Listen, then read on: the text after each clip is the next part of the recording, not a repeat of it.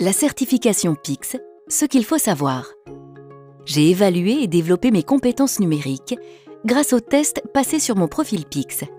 Je souhaite maintenant les valoriser officiellement en passant la certification PICS. Je suis donc inscrite à une session de certification. Je pourrai ainsi valider officiellement le niveau atteint pour chaque compétence de mon profil PICS. Lors de cette session de certification, PICS va vérifier que le niveau que j'ai atteint pour chaque compétence de mon profil correspond bien à mon niveau réel. Je vais donc passer un test unique et personnalisé, généré à partir de mon profil. Je serai évaluée uniquement sur les compétences pour lesquelles j'ai réussi à valider un niveau. C'est la toute dernière version de mon profil qui compte.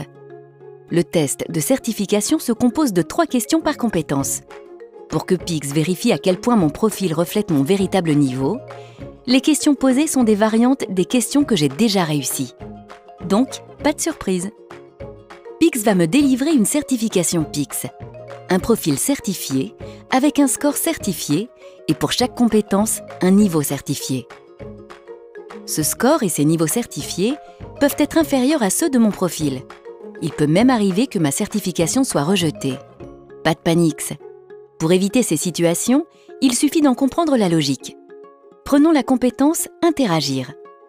Si je réponds correctement aux 3 questions, PICS certifie le niveau atteint dans mon profil. Si je rate ou si je passe une des 3 questions, que se passe-t-il?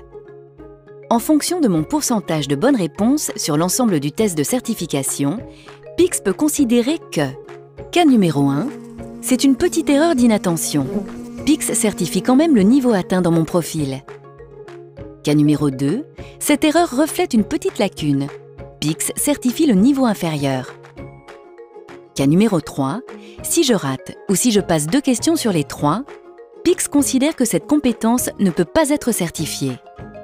Attention, si j'échoue à plus de 50% des questions, PICS considère que mon profil ne correspond pas à mon niveau réel. La certification est rejetée. J'ai tout compris. Conclusion. Je ne cherche pas à atteindre le plus haut niveau dans mon profil si je ne sais pas le reproduire le jour J, car la certification a pour but d'attester mon niveau réel.